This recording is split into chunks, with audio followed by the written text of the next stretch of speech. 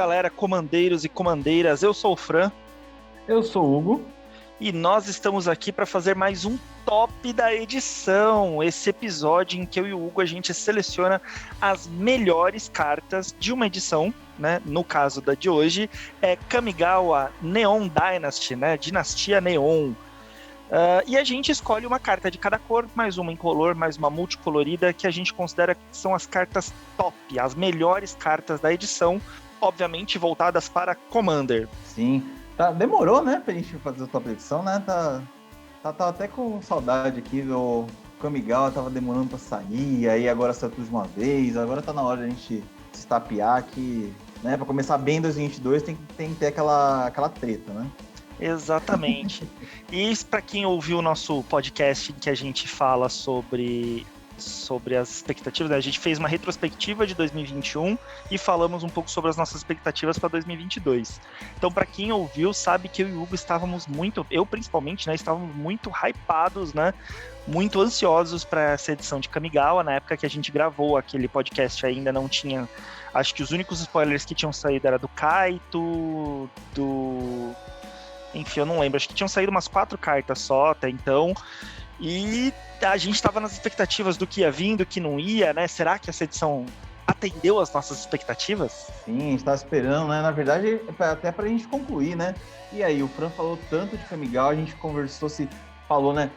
Wizards, pelo amor de Deus, faz uma edição boa, que esse menino tá querendo comprar uma caixa de booster. Rapaz, eu quero saber o que deu isso aí depois de todo o full spoiler, hein? A gente tem bastante coisa para falar hoje aqui nesse podcast. Vamos falar das tops da edição, vamos falar da nossa opinião sobre as nossas considerações sobre as mecânicas, sobre o que saiu aí nessa edição. Mas antes de mais nada, a gente sempre começa falando um pouco da lore, né? A gente dá uma leve pincelada aí sobre a lore, né? Sobre a história do que está se passando naquela edição, né? E Kamigawa Neon Dynasty, bom, leva a gente de volta para o bloco de Kamigawa, para o plano de Kamigawa, né, que é um plano baseado ali na cultura japonesa. A primeira vez que a gente visitou esse plano era ali bem Japão feudal, né, não tinha tecnologia, não tinha nada.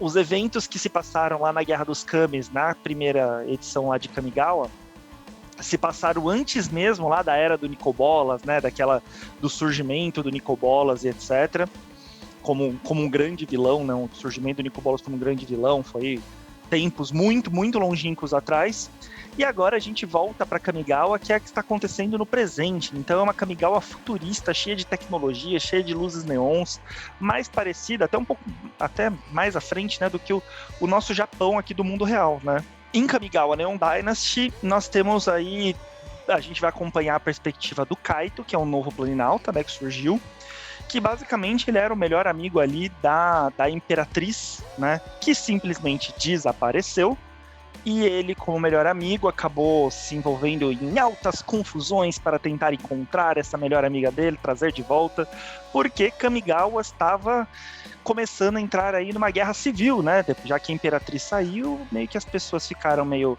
cheias de burocracia e tudo mais, e começou a entrar numa guerra civil, as pessoas querendo tomar o poder para si, várias pessoas brigando, disputando aqueles conflitos internos, enfim, e o Kaito, para salvar o amado plano dele e para tentar achar de volta a melhor amiga, ele acabou acendendo a centelha dele de Planinauta, né? Ele encontrou o Kami da Centelha, e esse Kami da Centelha acendeu a centelha dele como Planinauta, porque daí, no fim das contas, a gente descobre que o responsável pelo sumiço da Imperatriz era ninguém mais, ninguém menos do que o Tezzeret, né? Aprontando das suas ali. Ele de novo, exatamente. Enfim, dando um resumo rápido, a gente descobre que, no fim das contas, a Imperatriz é a Errante, né? Aquela Planinauta que apareceu lá em Guerra da Centelha, né? A primeira vez que ela apareceu. E desde então ela faz algumas participações em algumas outras edições ali, né?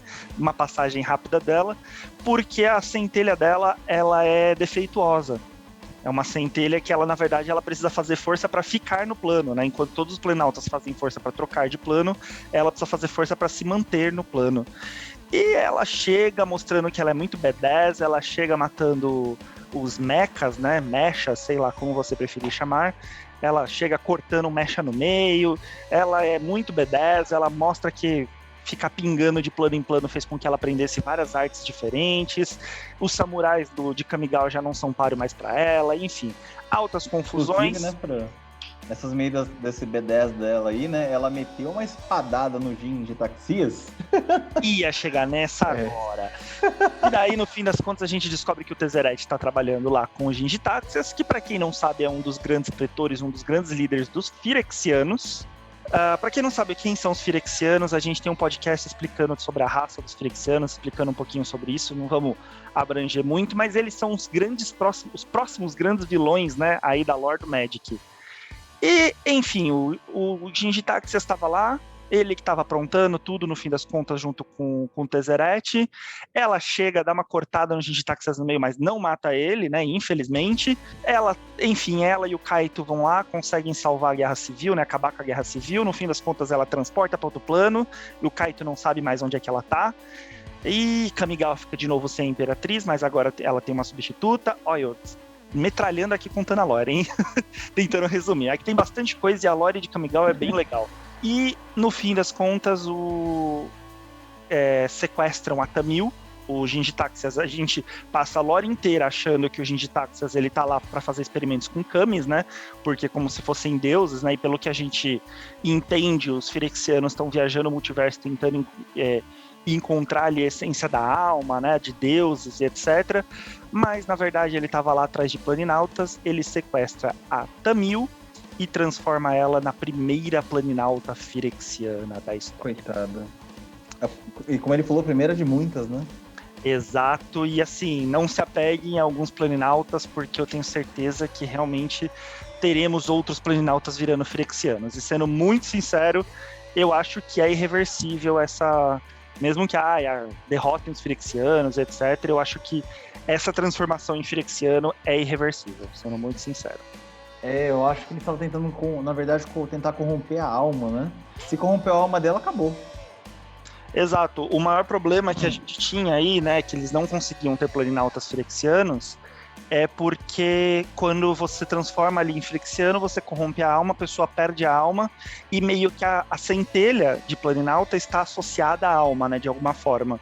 E daí a pessoa deixa de ser Planinauta ou morre, enfim. Foi a primeira vez que eles conseguiram, lá fazendo alguns experimentos em Kamis e com esses, enfim, experimentos que eles têm feito pelo multiverso, eles conseguiram pela primeira vez corromper um Planinauta com o óleo Phyrexiano, né? Ela se tornou uma Phyrexiana. Então, para mim, gente, para quem gosta de Tamil, eu sinto muito. Eu acho que a Tamil se perdeu para sempre. Eu fiquei triste com isso aí, viu? Não teremos mais Tamil. Então. E ano que vem, né? Para aqueles que não estão sabendo, ano que vem acho que Magic faz 30 anos, né? Sim. Certeza que vão fazer, ou pode ser ano que vem a conclusão disso tudo, ou pode ser já chegando no ápice para os anos seguintes finalizar. E aí, como o Fran falou, não se apeguem. Não se apeguem que vai ter gente indo embora aí. Eu acho que não vai ser a conclusão disso tudo no ano que vem. Minha opinião. Eu acho que vai ser uma edição, vai ter alguma edição ali que vai ser tipo como foi a Hora da Devastação, que é aquela edição que tudo dá uma merda gigante e todo mundo volta para casa com o rabinho entre as pernas. Então eu acho que vai ter como se fosse uma edição grande, em que todo mundo vai atrás dos Phyrexianos, vai tentar derrotar eles, mas os Phyrexianos vão ganhar e todo mundo vai voltar com o rabinho entre as pernas. Tipo, vamos nos reagrupar, vamos fugir e reagrupar, pra daqui, sei lá, uns 2 anos, daí efetivamente finalizar, eles conseguirem derrotar os Phyrexianos. Mais ou menos como foi lá com o Nicobolas, né? A gente teve lá em Amonkhet, né? Que eles tentaram derrotar o Nicobolas e tudo mais, mas no fim das contas o Nicobolas se virou e derrotou eles, e só depois de algum tempo é que a gente foi para a Guerra da Centelha, que foi realmente a conclusão disso tudo, né? Eu acho, tá, confabulando aqui, que vai cair Planinauta grande, tá? Planinauta grande / antigo. Eu falaria que Nahiri pode, Nahiri seria muito fácil ser corrompida. Eu acho que a Liliana vai cair. Nossa, Liliana cair, cara, isso vai dar um alvoroço. isso vai dar um alvoroço. Por mais que ela seja muito queridinha e tudo mais, eu sinto que a Wizards meio que já não sabe mais muito como lidar com ela, transformou ela lá na professora Onyx e tudo mais. Eu acho que por uma questão de lore, Liliana vai cair. E ela meio que já deu o que tinha que dar, sabe? Eu adoro, eu sou fã de Liliana, mas eu acho que ela meio que já deu o que tinha que dar, já saiu muita coisa sobre ela, com ela, tá vindo Planinautas pretos cada vez mais, eu acho que ela vai cair. Eu não sei. Eu vou chutar que não, por causa da Guerra da Centelha. Que ela vai ter o momento dela, sabe? Então, eu acho que vai ser a redenção dela pelo Guerra da Centelha, né? Que ela foi lá uma das vilãs, né, de Guerra da Centelha, arrependida, forçada, mas foi vilã. Eu acho que daí agora ela vai ser a redenção dela lutando ao lado dos mocinhos, mas vai morrer como mocinha, sabe? Como uma redenção. Mas enfim, aqui é só especulação, a gente tá só cagando a regra. Vamos ver o que vai acontecer, né? Vamos ver se vai ter... Esse ano, na verdade, tem 2 blocos que... Eu tenho que pesquisar um pouco melhor, mas estavam falando sobre Phyrexianos em Nova Capena. E provavelmente Dominária vai ter repercussão sobre isso, vai ter alguma história falando que é o que aconteceu, e provavelmente isso pode ser a união de Dominária. Esse ano acho que tem coisa ainda pra gente conversar ainda de Phyrexia. Acho que os Phyrexianos ainda vão dar bastante as caras esse ano, viu? E acho que os outros pretores vão dar bastante as caras esse ano ainda. Vamos ver aí o susto. E o principal tá todo mundo falando, o que será que aconteceu com o Elesh Norn, que parece que a balança de poder entre os pretores virou a favor do Jin Gitaxias, parece que ele virou o líder agora dos pretores, né, que era Elesh Norn, e ninguém sabe se de repente ela foi punida, se ela foi morta, tá uma confusãozinha aí entre os pretores também, viu? Vamos esperar pra ver. Pronto, já vai ter agora Elesh Norn ajudando. Bom, agora vamos falar um pouco sobre mecânicas e como sempre, né, aqui no nosso top da edição, mecânicas é contigo. Passo a palavra, metralhei aqui sobre lore, passo a palavra agora das mecânicas para você. Bora, vamos conversar sobre as mecânicas que saíram em Kamigawa. Então, gente, são mecânicas bem interessantes nessa edição, hein? Eu vou começar pela que eu gostei bastante, que é a de reconfigurar. Reconfigurar, pessoal... Card que tem reconfigurar são criaturas tanto criaturas artefato quanto equipamentos. Então por exemplo, criatura artefato, equipamento macaco, né? Que é o lançador símio, por exemplo. Então é um tipo de coisa nova pra gente, né? Criatura, equipamento, que é criatura, artefato que é equipamento também. Bem, eu acho essa mecânica, ela é interessante porque ela tem 2 opções quando você a ativa, tá? Antes de falar isso, vou especificar um pouquinho mais, falando que as cartas com reconfigurar, elas entram no campo de batalha soltas, né? E aí são criaturas artefato que podem bloquear, podem atacar, virar para ativar habilidade, tudo que uma criatura faz normalmente. E aí quando você paga o custo de reconfigurar, você escolhe uma das 2 opções que a habilidade ativada nos fornece. A primeira você paga o custo de reconfigurar para anexar, né, essa criatura equipamento numa criatura que você controla. Quando você faz isso, ele deixa de ser criatura, perde o tipo de subtipo de criatura e se torna um artefato equipamento. E aí começa a dar os bônus de equipamento à criatura a qual ele foi anexado. A segunda opção é quando ele está anexado, o equipamento, né, com o reconfigurar, está anexado a uma criatura. Quando você paga o custo de reconfigurar, você pode soltar o equipamento, fazendo com que o equipamento volte a ser uma criatura artefato. Só para lembrar, essa habilidade de reconfigurar é somente como um feitiço, tá? Eu achei bem interessante, né? Porque agora a gente tem equipamentos que podem ser soltos, coisa que não acontece normalmente, né? Equipamento, para você soltar, tem que equipar em outra criatura. Saíram 16 cartas com essa mecânica e eu achei 4 bem interessantes, tá? E um detalhe que eu imagino que essa mecânica não vai voltar tão cedo. Então são essas 16 cartas aí, vai ficar um bom tempo. A menos que Guerra dos Irmãos tenha criatura equipamento. Eu duvido. Mas se tiver, pouco provável. Outro detalhe dessa mecânica é que, se combinada com cartas que anexam equipamentos, ou com Paladino de Aço Puro, que faz com que seus equipamentos tenham equipar 0, essa mecânica fica muito forte, tá? Então você não precisa mais pagar o reconfigurar. Se a criatura ganha equipar 0 com o paladino, você vai lá equipando nos seus bichos e volta a ser... equipando nos seus bichos, ele perde o tipo.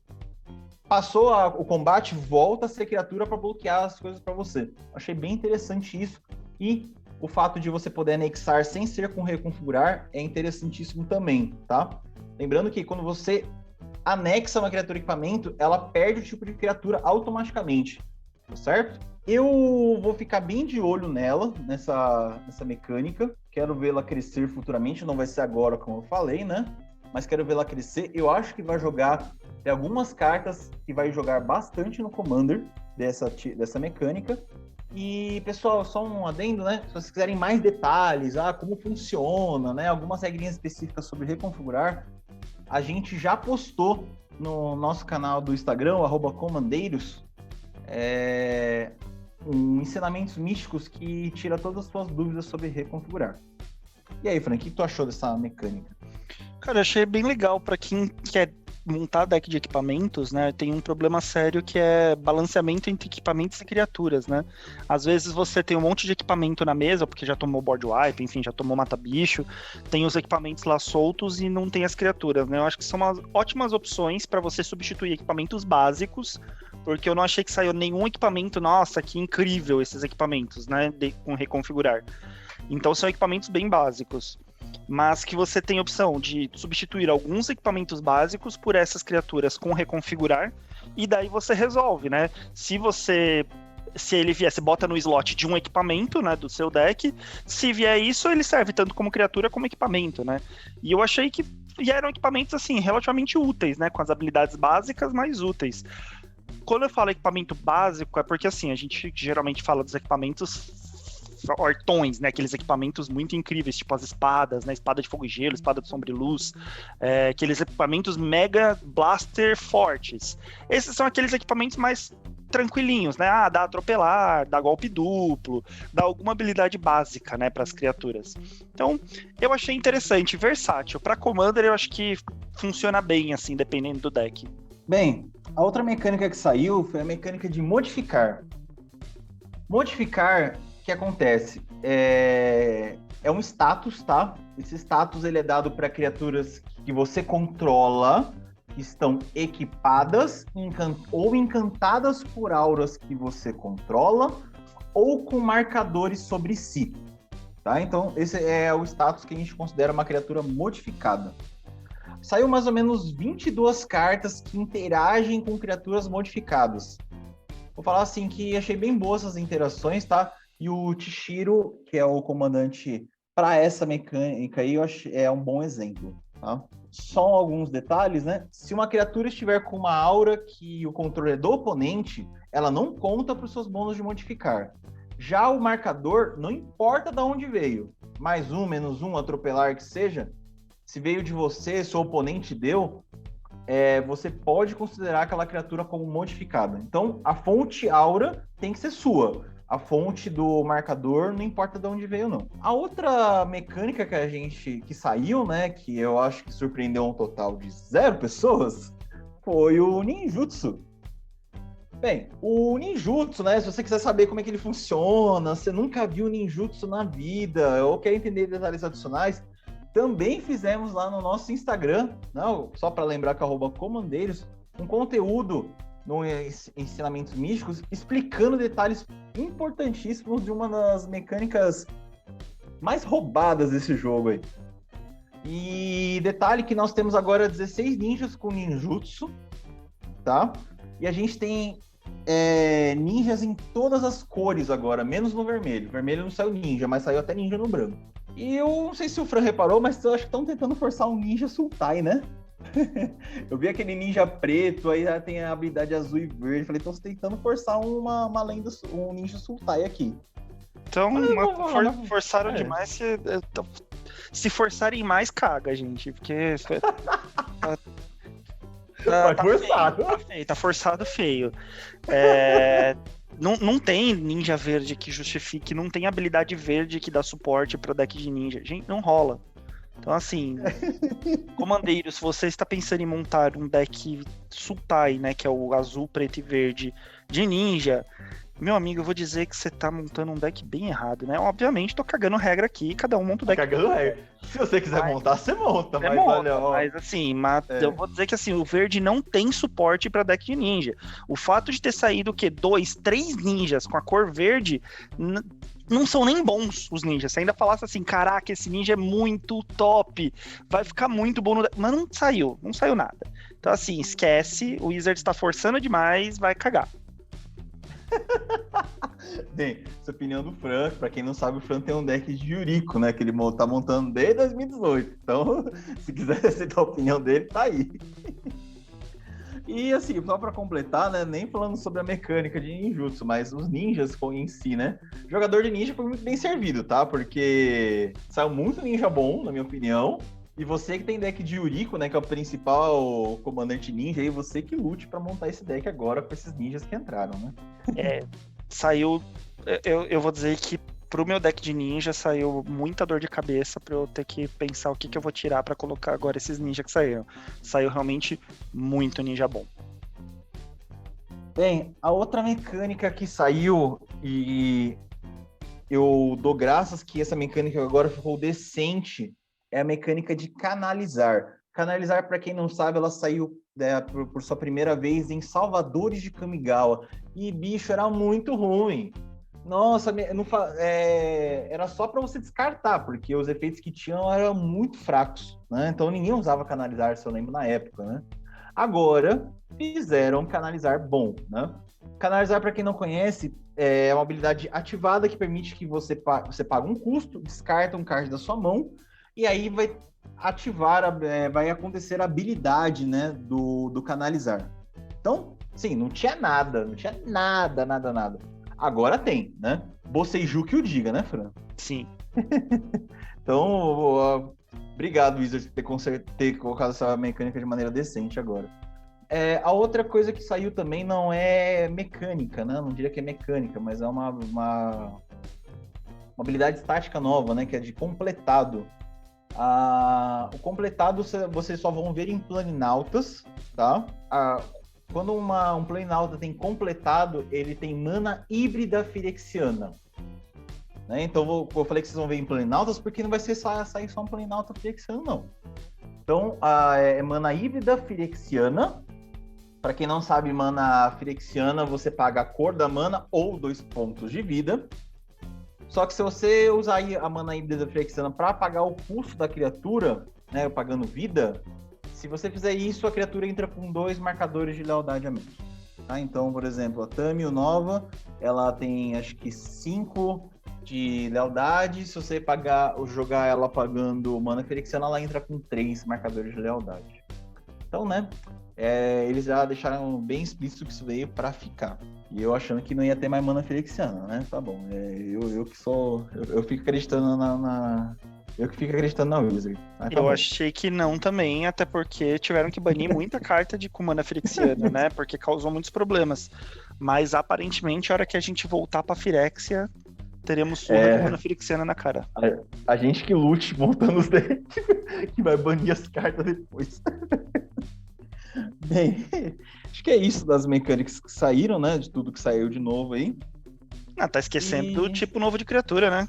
Opa! Qual que é o tipo novo de criatura, Fran? Piloto, meu amigo. Criatura piloto que pode tripular veículos como se tivesse poder 2, né? Sim, nós temos um tipo novo de criatura, muito bem lembrado pelo Fran aí, que é o tipo piloto, tá? O tipo piloto, até agora, tá? Todos os pilotos tinham uma habilidade desencadeada, que a gente viu, né? A grande maioria deles, se eu não estou enganado, acho que só tem um rato que não tem essa habilidade, mas a grande maioria dos pilotos podem tripular, né? Tripular como se tivesse poder de 2 ou mais, né? Porque veículos voltou em Kamigawa. E aí, Frank, o que tu achou da edição? Bom, então agora é a hora que eu posso falar se eu me apaixonei pela edição ou se eu vou destilar meu hate por ela. Será? Agora vamos saber, hein, gente? Quem ouviu o podcast anterior, vamos ver agora a reação do Fran, hein? Quem não ouviu, gente, ó, dá um pausezinho aí, ouve o que o Fran, a expectativa do Fran lá pra Kamigawa e volta pra esse episódio. Vamos lá. Bom, gente, eu vou dizer que eu fiquei com um gosto agridoce na boca. Foi uma relação um pouco de amor e ódio. Eu até conversei um pouco com o Hugo antes. A gente não costuma trocar muita ideia sobre nossas opiniões antes de gravar o podcast, mas sobre Kamigawa eu até conversei um pouco com ele. Eu fiquei com uma relação meio de amor e ódio com a edição. Por quê? Eu gostei de muita carta da edição. Eu achei que saíram muitas cartas legais, tanto que a minha wishlist dessa edição ficou gigantesca, assim, de cartas que eu quero dessa edição para os meus decks.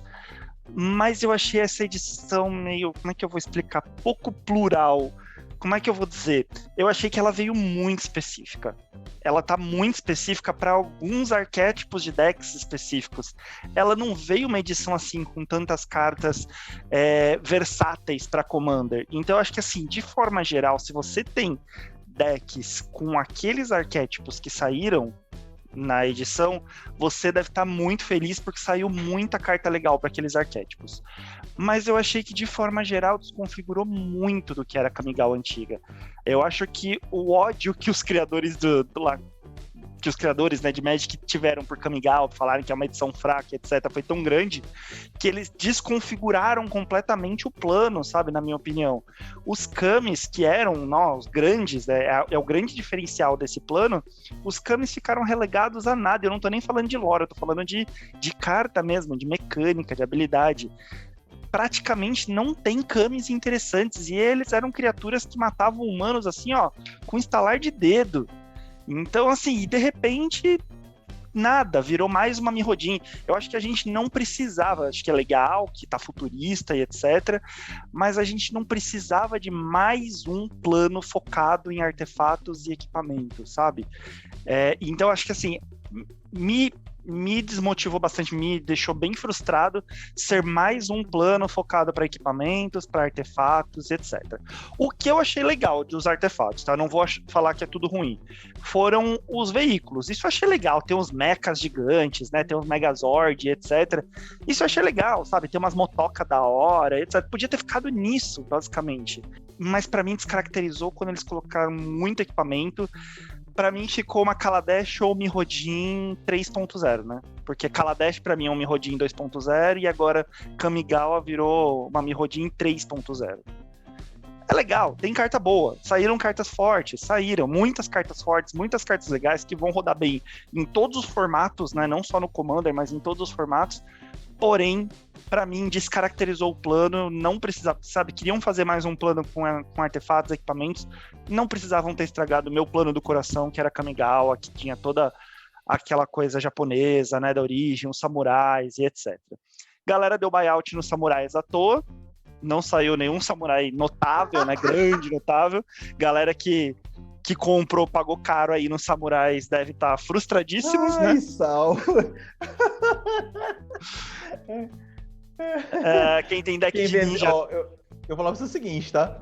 Quem comprou ficou frustrado. Quem vendeu, cara, tirou as cartas da caixa, tá muito feliz. Tirou as cartas da caixa de sapato debaixo da cama e tá sorrindo à toa. Quem tá com deck de ninja tá sorrindo à toa, saiu muita coisa boa, mais até do que comporta o deck. Na minha opinião, nem precisava de tanta coisa assim. Eu não esperava que fosse voltar a mecânica de ninjutsu, sendo muito sincero, porque é difícil ficar voltando assim essas mecânicas, né? Era uma mecânica muito específica da primeira Kamigawa.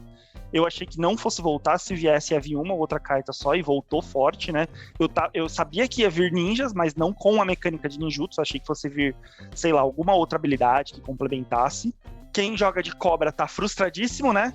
Não saiu cobra. Quem joga de rato tá frustradíssimo, saiu ratos muito esquisitos, né? Então, para quem quer montar tribal, né, de rato, cobra, espíritos, enfim, não rolou. Não foi uma edição para quem quer jogar de tribal, foi uma edição para quem quer jogar de... Bom, tribal de ninja, né? Daí beleza. Quem queria montar deck de Honden, eu, por exemplo, que já tenho um deck de Honden, né? Pra quem não sabe, eu tenho um deck de Cisai, mas basicamente a Cisai é pra buscar os Holdens. O deck roda em cima da mecânica ali dos Hondens. Ficou mais feliz ainda, primeiro que saiu um comandante pra Honden, e segundo que saiu os Hondens, né? Que são criaturas também. Então foi bacana. Mas, como eu falei, relação agridoce. Gostei de muita carta que saiu, mas ao mesmo tempo, a hora que eu olho pra edição como um todo, eu achei que foi uma oportunidade desperdiçada. Falei pra caramba, enfim, eu falei você. Falou, hein? Você desabafou. Olha, o Fran ficou com realmente uma relação muito agridoce, eu reparei ao longo dos spoilers, nossas conversas, né? Na minha opinião, eu achei que ela não foi agridoce, ela foi muito bem equilibrada em tudo que ela se propôs. Né? Tirando umas coisinhas aí, mas já vamos falar já. Porque assim, eles falaram o seguinte, agora o veículo vai rodar. O veículo agora, no mínimo, é uma temática divertida. Não dava nem pra ser antes. No mínimo é. Porque eles consertaram o problema da tripulação, que tripular era sempre alto, tinha que virar muito bicho pequeno. O cara preferia fazer outra coisa, ficar tripulando. Agora, eu acho esse problema, né? Parelho que eu diga, né? Parelho 2 agora, depois de 3 anos, veio pra jogo, né? 3, 4 anos. A galera preferia bater com as criaturas em vez de tripular, né? Agora, ó, vai tripular. Inclusive, já tem um Megazord no meio das cartas, né? Então, assim, ela falou veículo, vamos fazer veículo, fez veículo jogar.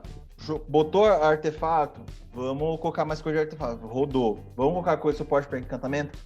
Tá tudo bem. Então, assim, tudo que que a edição foi se propondo, tirando algumas coisas, foi muito bem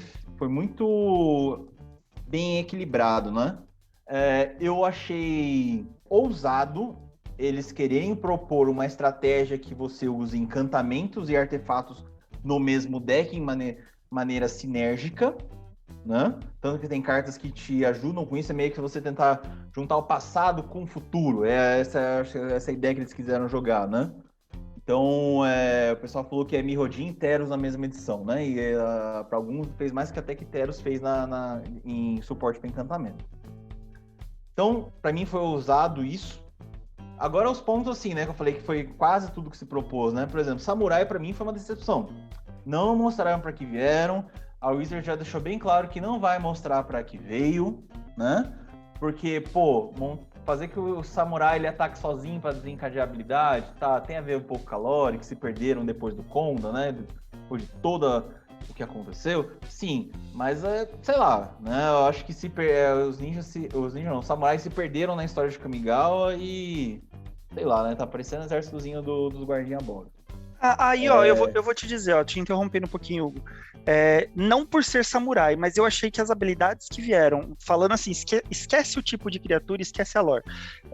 As habilidades que vieram dessas criaturas atacando sozinho, eu achei que foram interessantes. Vieram umas habilidades bem fortes, né? Quando uma criatura ataca sozinha, desencadeia umas habilidades fortes. Vou pegar seu ponto. Eu acho que sim, mas assim, esse de atacar sozinho, você mata a tribo. Você vai falar, samurai não é mais tribo. Esquece. Quem comprou esse sal a R$100, paciência. A gente não falou pra você pagar R$100 de sal. Foi por isso que eu falei, esquece a parte tribal, né? Vamos pensar mecânica por mecânica. Vamos colocar num deck de, sei lá, heróico, né? Que a gente tem aquela mecânica de heróico. Uma mecânica de heróico. De exaltado, né? Vamos pensar num deck assim. Eu achei que vieram umas habilidades interessantes, assim, com a mecânica. Vou concordar com o Fran, tá? Que Rato e Cobra não tem suporte novo. Mesmo eles tendo meio que vamos dizer, enganado a gente, no hype, porque saiu o terreno, que pra mim é o segundo melhor terreno do jogo agora pra tribal. Falei, vai sair tribal. No final das contas, Rato e Cobra não tem suporte mais. Rato não conversa com rato direito, rato do motoqueiro, e Cobra tá cada um no seu quadrado. Né? Ela fala, não vamos mais ser tribo, cada uma viva a sua vida, né? Então, esses três aí meio que ficaram a desejar, né? O Rato não sei muito bem para que veio. Não veio muito bem para ser piloto, não veio muito bem para ser tribo, né? E era o plano perfeito para eles darem um suporte para tribos de ratos e cobras, né? Inclusive, até comentei com o Hugo, eu tava achando que depois que a mudança, principalmente física, né, das cobras de Kamigawa, eu falei assim, agora eles vão fazer a mesma coisa que fizeram com sabujo e cachorro, ou com felinos lá, né? Eles vão sair a errata do tipo de criatura, que agora Naga também é cobra. E não saiu errata, eu fiquei surpreso, porque eu achei que real ia sair. Eles estão muito parecidos agora, né? Sim. Fran, só para tirar uma dúvida aqui. As cobras agora têm cauda agora, né? Parecem mais as nagas agora por causa do que mesmo? elas, na verdade, segundo trechinhos de lore que a gente foi vendo, né, de conhecer o plano e das sagas, ninguém sabe ao certo, tá? Porque pensa que centenas de anos se passaram, né, desde a época lá das primeiras Kamigawa. E então muitas informações se perderam, né? Muitas histórias se perderam. Mas pelo que consta, parece que os Kamis da floresta, né, expulsaram os Orochis, né, da floresta depois da guerra, né, e tudo mais. Eles falaram que não eram mais dignos, etc. E daí, como penitência, né, as cobras aceitaram perder as pernas para poder voltar para a floresta, para poder voltar, porque as cobras eram extremamente dependentes dos Kamis da floresta, principalmente do Myojin da teia vital. Eles giravam em torno disso, né? Então, quando eles foram expulsos, perderam meio que o patrono deles, né? E foram expulsos da floresta lá, o Jukai, eles ficaram meio sem chão, principalmente com o mundo começando a evoluir, né? Tecnologia, etc. E eles eram criaturas muito tribais, muito da floresta.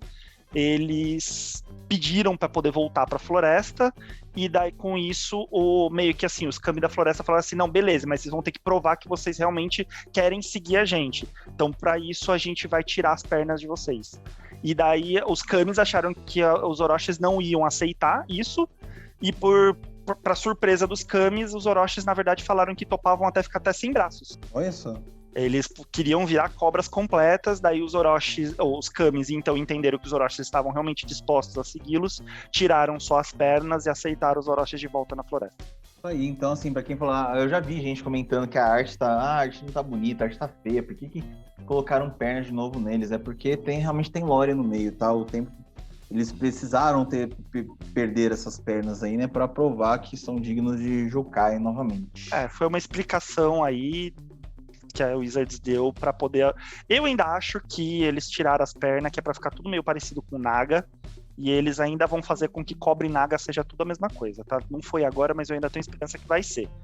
Mas essa é a explicação na lore de por que eles perderam as pernas. Vamos ver, né? É isso aí, gente. Isso aí é a nossa opinião sobre a força do bloco, né? Então o bloco é ok, né, Fran? Achei bem interessante, né? Sim, e eu ainda acho que pode ser o bloco do ano, hein? Power Level veio forte, que eu falei, vieram poucas staples, vieram cartas muito específicas para alguns arquétipos de decks, mas ainda assim o que veio eu achei interessante, vieram fortes, bacana, não tenho assim, não vou destilar meu hate para o bloco, ele só me decepcionou em alguns aspectos que eu acho que não precisava ter vindo uma Mirrodin novamente, mas enfim, já falei isso, não vou ficar repetindo. Então, gente, vamos agora ver, né, se os outros blocos fazem jus, né? Fazem jus aí, sejam tão bons quanto o bloco de Kamigawa está sendo até o momento, né? Exatamente.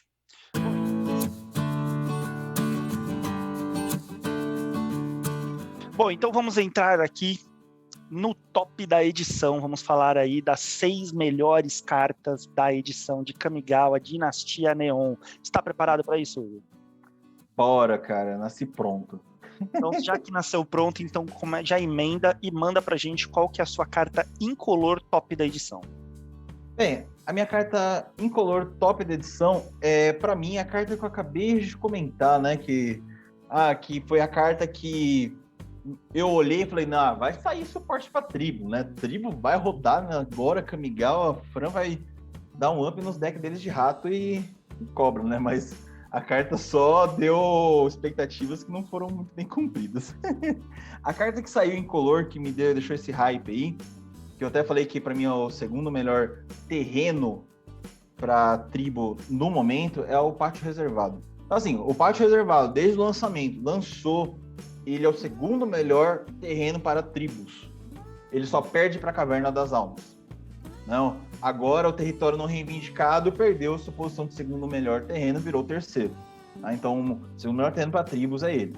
Bem, o Pátio Reservado, ele é um terreno, né? E quando ele entra em campo de batalha, você escolhe um tipo de criatura. Você vai adicionar uma incolor ou você vai adicionar uma mana de qualquer cor. Essa mana de qualquer cor, você vai usar somente para conjurar uma mágica de criatura da tribo escolhida ou ativar uma habilidade de uma criatura ou um card de criatura do tipo escolhido, tá? Então, ou você vai conjurar, né? habilidades... Eu vou conjurar uma criatura do tipo escolhido ou vai ativar habilidades do tipo de criatura escolhida. Então é isso, gente. É o segundo melhor terreno que saiu. Ele ajuda muito a equilibrar a cor de mana. E assim, se o seu deck ele tem espaço só para território não reivindicado, com esse tipo de terreno que equilibra dessa maneira, né? Você pode retirar o território não reivindicado e colocar o pátio reservado. Se você tem espaço para mais um tipo de terreno tribal, essa carta já é a nova dona do pedaço. Pode colocar ali. Eu vou comprar para os meus decks tribais. Cada deck tribal vai ter um pátio reservado. Não, maravilhoso o pátio reservado, eu já quero também para os meus decks. Novamente, né, falando, chovendo numa olhada aí, né, mas falando como é que me sai um terreno tribal, um terreno maravilhoso tribal, numa edição onde não tem força nenhuma para tribo. Deveria ter saído um terreno com força para artefato, né? E não foi, bicho? E não foi? Cadê terreno para que ajude artefato e encantamento, né? Bom, enfim, concordo, acho que a sua é muito boa mesmo, Hugo. Não é a minha, mas pura e simples, poderia ser, mas pura e simplesmente porque eu nem fui olhar os terrenos, tá? Essa carta tá na minha wishlist, eu nem fui olhar os terrenos, porque a hora que eu vi os artefatos, eu falei, essa daqui. Então eu nem fui olhar a lista dos terrenos para poder colocar aqui no top da edição. Mas realmente a sua pra mim, uma nova staple aí de decks tribais, tá? O seu... Já nasceu, né? É aquela carta que fala, já nasceu staple. Exatamente. Por quê? Porque a hora que eu vi os artefatos, eu vi uma carta que tem cara de combo fedido. Que, assim, vai ser aquela carta chata que vai cair na mesa, você tem que quebrar, porque na certeza, depois dela vem um combo fedido. Que é Caixa de Espelhos. Caixa de Espelhos é um artefato incolor, né? 3 manas. E daí ele tem os seguintes efeitos. O primeiro efeito é: a regra das lendas não se aplica para permanentes que você controla. Daí tem um outro efeito: cada criatura lendária que você controla recebe +1/+1. E o último efeito é: cada criatura não ficha que você controla recebe +1/+1 para cada outra criatura que você controla com o mesmo nome daquela criatura. Cara, isso é muito deck de combo que faz várias cópias do comandante. A gente pega ali, bota esse negócio no deck do Orvar, faz várias cópias dessa bodega aí. E ainda o Orvar fica gigantesco, bate, mata o Orvar controlando. Enfim, não é só pro deck de Orvar. Eu tô falando Orvar porque tem um colega do nosso grupo, um amigo do nosso grupo, que tem o deck do Orvar. Então tá fresco na memória. Mas tem muito cara de deck de combo, que replica o comandante, faz um monte de cópia, ou enfim, outras lendas. Existem decks combos, decks chatos, com lendas, que com essa carta vai ficar simplesmente insano, entendeu? É uma carta que vai cair na mesa e vai mudar completamente a dinâmica da partida naquele momento.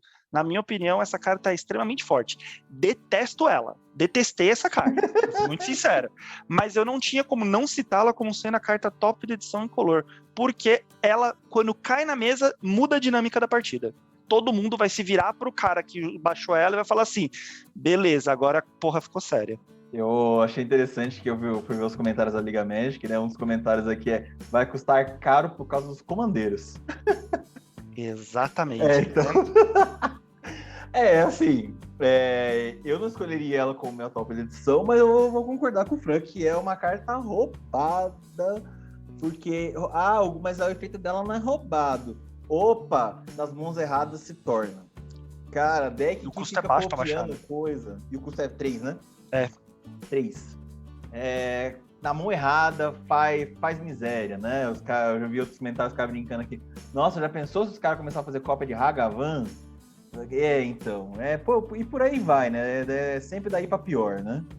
Então, assim, as nojeiras vem fácil. As nojeiras sempre vem fácil. Sensacional. O pessoal que tem o deck do... Deixa eu lembrar o nome do carinha. Acho que é o Broodclad, né? Que é no início da sua etapa de combate, você escolhe uma criatura e as suas tokens viram cópia dela. Faz só cópia de lendária. Só isso. A palhaçada, né? Então é isso. Não seria meu top de edição, né? Eu não seria nem das 2 primeiras, mas é pouco que nojento esse negócio.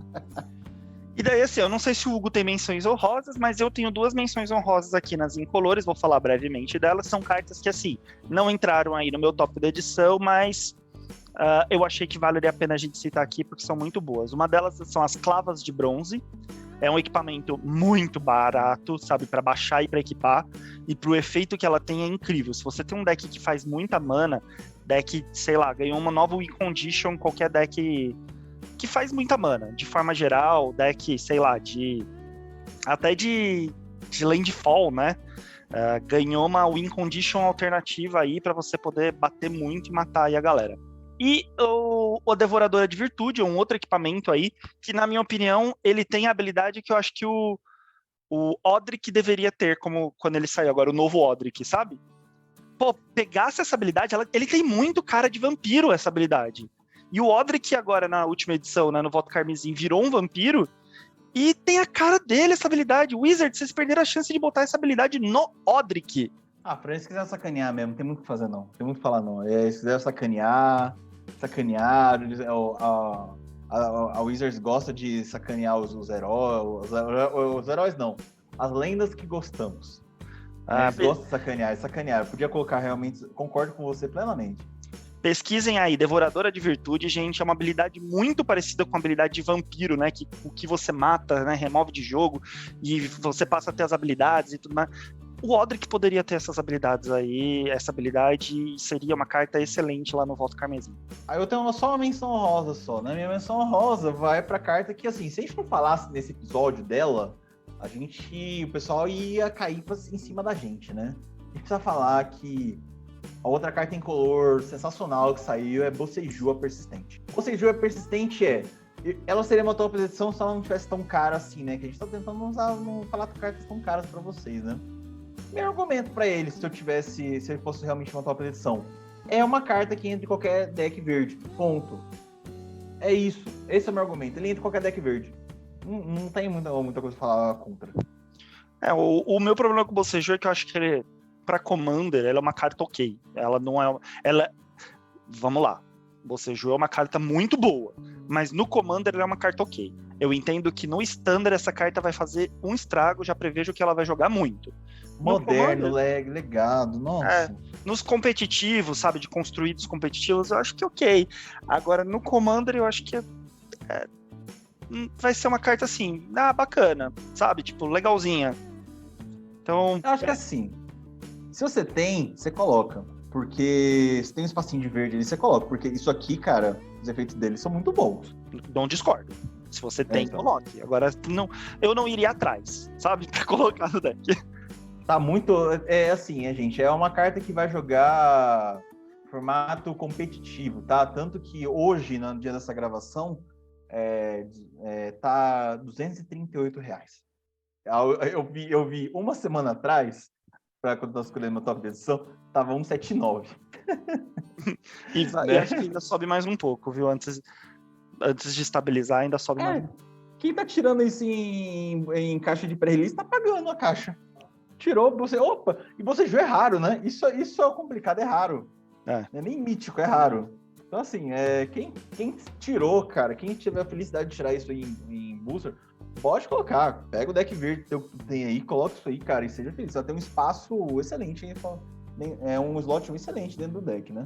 Bom, falando então sobre branco, eu tenho 99,9% de certeza de que a nossa branca deu match, tá, Hugo? Eu dou minha cara a tapa se a nossa branca não deu match, porque te conhecendo, eu sei o que você colocou e é o que eu coloquei também.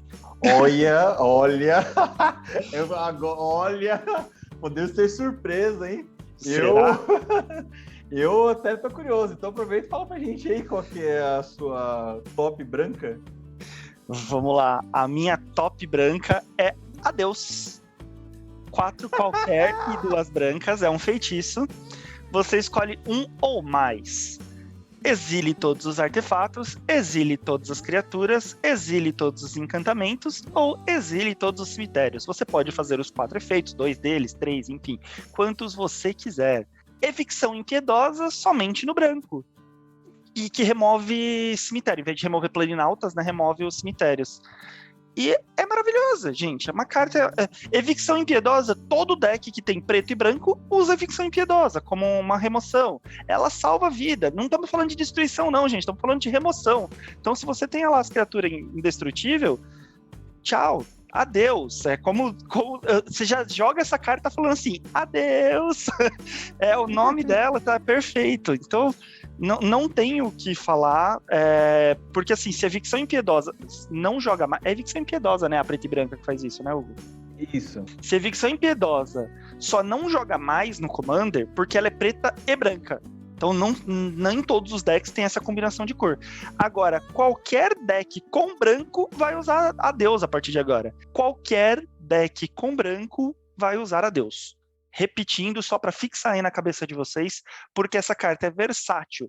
E, mas meu deck é um deck cheio de criatura, eu vou dar a Evicção Impiedosa? Sim, porque você limpa os equipamentos, os artefatos do oponente, você tá sofrendo com aquele carinha que fica trazendo coisa do cemitério, você remove o cemitério dele. Ou, se você se o oponente fez mais criatura que você ou criaturas mais perigosas, você dá em criatura mesmo. E você pode fazer uma limpeza de mesa, vamos recomeçar o jogo só com os terrenos, galera. Sabe? Então, eu acho que essa carta é fortíssima, na minha opinião, até é uma das melhores cartas até de todas as cores, né? Se a gente fosse elencar qual que é a melhor carta aí de todas as cores na edição, não sei se ela ficaria em primeiro, mas ficaria entre as primeiras para Commander. Eu acho ela fortíssima e eu tenho certeza que é a sua também, eu vou falar a verdade. Olha, eu vou falar pra você que eu escolheria ela como minha top de edição, mas eu tô tentando fazer um negócio com branco, que é não escolher top de edição branco, mas board wipe, né? Porque se eu ficar escolhendo toda hora board wipe, falar, é claro que o Hugo vai falar que é board wipe, ele só fala board wipe. Então não, mas esse vai tomar um tapa. O board wipe que vai jogar em tudo quanto é deck, Hugo. Não faz sentido ele ficar de fora. Estamos encerrando esse podcast a partir de agora, tá encerrando permanentemente, não teremos mais episódios. Eu não tiro uma palavra do que o Fernando falou. Isso seria o meu roteiro se eu tivesse escolhido a Deus. Eu só não escolhi a Deus porque eu falei, vamos tentar achar coisas no branco que não seja matar coisa. Porque senão eu só vou falar matar coisa até o final do ano, né? Vamos ser um pouquinho diferente. E aí, vendo isso, o meu top de edição foi outra carta que eu olhei assim e falei, putz, essa carta aqui ela pode ver muito jogo daqui pra frente, que é a Reconfiguração Veloz, né? Reconfiguração Veloz, ele é um encantamento que é uma branca, uma aura, tem flash, né? Então você pode jogar em velocidade de mágica instantânea, e aí você encanta uma criatura ou um veículo. A permanente encantada é um veículo artefato com tripular 5 e perde todos os outros tipos de carta, né? Então, ele só volta a ser criatura se for tripulado, caso seja uma criatura. Por que eu gostei dessa carta, né? Por que eu falei assim, o que eu olhei a conta dos olhos pode ser realmente um top de edição.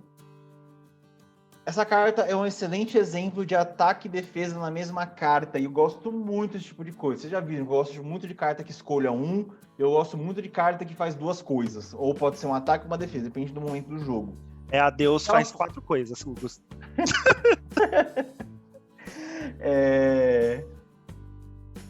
Se a gente tiver... esse adeus vai ficar pra história. Voltando aqui.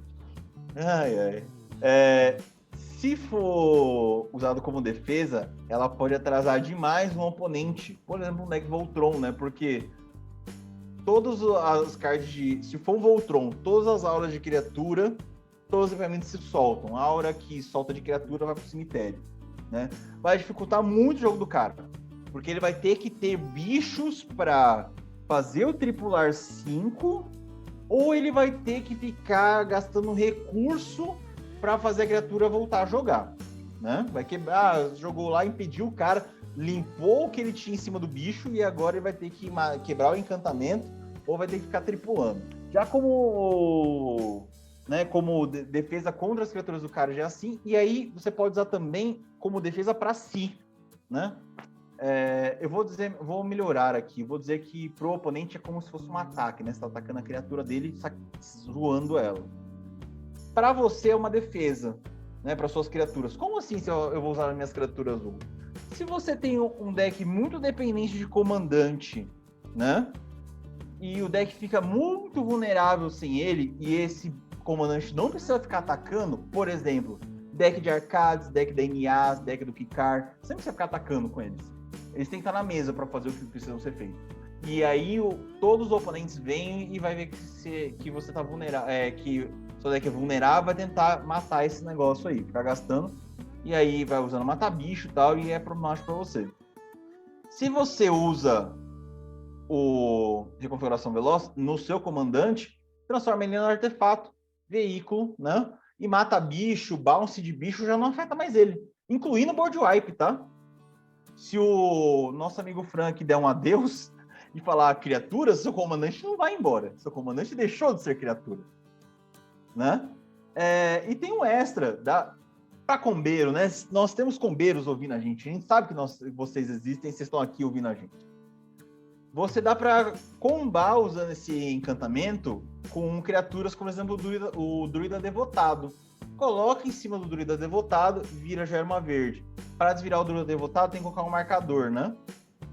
Desvira ele, gera mana verde. Faz isso 2 vezes. Bug, ele vai morrer. Não vai morrer, porque ele não é mais criatura. Ele é um veículo. Faz isso para mana infinita. Olha só que coisa, né? Então, você pode gerar mana infinita, dá pra fazer descarte infinito, por aí vai. Então, pra combeiro também é uma ótima carta. É por isso que eu escolhi como a top edição. É pra eu fugir um pouco de matar coisa, né, global. E aí eu achei essa cartinha excelente pra deck de Commander. Eu não sei nem como é que eu vou ter forças pra terminar esse cast. Depois dessa.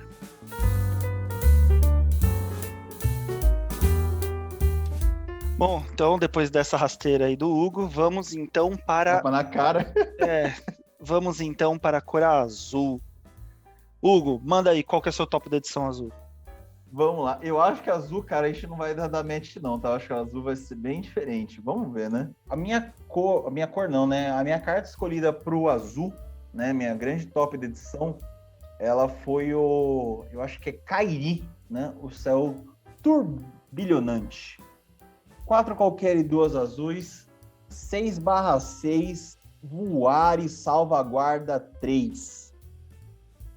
Bem, quando ele é um bicho já grande, né, tem um corpo bom, e quando ele morre, acontece 2 possibilidades de efeito interessantíssimos. 1. Devolva qualquer número de permanentes não de terreno alvo com valor de mana igual ou inferior a 6 para as mãos de seus donos. O outro efeito é triture 6 cards e depois devolva até 2 cards de magia instantânea feitiço seu cemitério para sua mão. Gente, isso aqui eu achei interessantíssimo, por quê, né? Por causa do corpo bom, tem uma evasão e um ar de grande. Então já é um bicho que vai bater, é difícil de morrer. Morreu, né? Ou o cara deu uma coisa cirúrgica e pagou o ar dele que é chato, ou morreu no dano, vai desencadear os efeitos.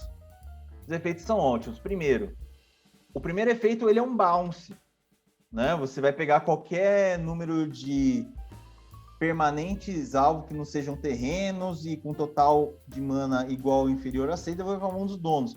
Cara que usa token, bicho, todo mundo que usa token, tá virando moda, né? Usa fazer token, deck de token, devolve tudo para mão dos donos. Dá esse bounce incrível. Pega a coisa sua e depois acerta com os oponentes aí as coisas deles, devolve para mão deles. Devolve que é algo bom para você e quebra a cara deles. E a outra habilidade que eu achei interessantíssima também, né? Que é para deck que gosta muito, tem sempre aquelas magias que tá no cemitério, que já ajudou no momento e precisa de novo. Tritura 6 e depois devolva 2 cards de instantâneo feitiço pro seu cemitério para sua mão. Você tá lá no late game, cara, esse bicho morreu, você vai e pega aquelas mágicas de começo de jogo que já te ajudou e vai de novo. E esse Milar 6 não é ruim, tá? Esse Triturar 6. Dependendo do que foi pro cemitério, vai coisa boa. Você pode pegar um feitiço ou um feitiço ou uma instantânea. E se o deck gosta de triturar para ficar cavando coisa, melhor ainda, né? Você deu um triturar 6 e mandou peças importantes do cemitério para o cemitério. Lembrando que aquela frase do Fran, né? Cemitério é extensão na mão. É um recurso, né? Cemitério é recurso. Grande recurso. Tá aí. Por essas aí eu escolhi o Kairi como minha top da edição. É legal, ela tava aqui na menção honrosa até, mas não é ela minha, não. Eu escolhi uma carta que é um ninja, mas ele é um ninja que eu acho que ele roda até melhor um deck que não é de ninja do que no deck de ninja mesmo. Eu escolhi o Sombra de Mil Faces. Ele é um ninja azul, né? Uma mana azul, 1/1, mas esquece esse custo de mana dele de uma mana azul, porque você nunca vai baixar ele por esse custo. Você não vai querer baixar ele por esse custo. Se você for baixar ele por esse custo é porque alguma coisa tá muito errada. Daí ele é 1/1, voar. Ele tem ninjutsu 4, sendo 2 qualquer e 2 azuis. E o principal efeito dele é o seguinte: quando ele entra em campo da sua mão, se ele estiver atacando, ou seja, se ele tiver entrado com o ninjutsu dele, você cria uma ficha de criatura que é uma cópia de uma criatura alvo que também é atacante. Pode ser ele mesmo, de repente. E a ficha de criatura entra em jogo atacando. Obviamente, ele joga muito bem no deck da Yuriko, né? Você vai poder fazer mais um ninja que vai causar dano, que vai trigar o efeito da Yuriko, enfim. Não é esse o ponto. O que eu acho é que ele é um ninja muito versátil para qualquer outro deck de criaturas muito boas atacando, né? Se você tem um deck azul e verde, por exemplo, de criaturas gigantes, por exemplo, um deck azul e verde de criaturas marinhas, né, de Leviatãs e etc. Você cria uma cópia lá de um Leviatã batendo junto, né, que não necessariamente lendárias, né, vamos combinar ali que lendárias você não vai poder copiar. Você vai poder fazer ficha, pensa nisso com Adrix e Neve, num deck de Adrix e Neve. Você vai fazer 2 fichas atacando. Então eu achei que ele é muito versátil, de forma geral, para decks de fichas, né, de cópias e etc, que vão fazer atacando, decks com criaturas grandes, decks, enfim, que batem bastante, com azul, mas que batem bastante, até melhor do que para o ninja. Então, por mais que ele seja um ninja, eu acho que ele roda muito bem para vários outros decks, pela versatilidade, pelo poder de fogo ali que ele vai entrar, causando muito dano geralmente junto, eu escolhi ele como meu top da edição azul. Eu vou só até fazer uns complementos que o Fran falou, né? Fazer, na verdade, uma alfinetada primeiro, né? Eu acho, Fran, que na verdade o cara não tá doido quando ele joga esse cara aí no turno 1. Se você tiver um deck da Yuriko, né? O deck ninja mais conhecido, joga ele no turno 1, ele já tem uma evasão de voar, bate no turno 2, usa a Yuriko, devolve ele pra mão, turno 4 ele tá de volta com o ninjutsu fazendo cópia aí de alguma criatura. Ok, faz sentido. Então. Eu acho que tem como ter. Acho que não seria tão doido assim. A outra coisa, pessoal, que eu não comentou, e deixa essa carta bem mais interessante ainda do que ela já é que a ficha de criatura entra no campo de batalha virada atacando. O ninjutsu já aconteceu. Significa que as criaturas não podem mais ser bloqueadas. Né? A criatura que entra com ninjutsu não pode ser bloqueada. O token também não. Exatamente. Então, se fez um bichão grande, o bichão grande vai entrar batendo e não pode ser mais ser bloqueado, tá? Acabou. Né?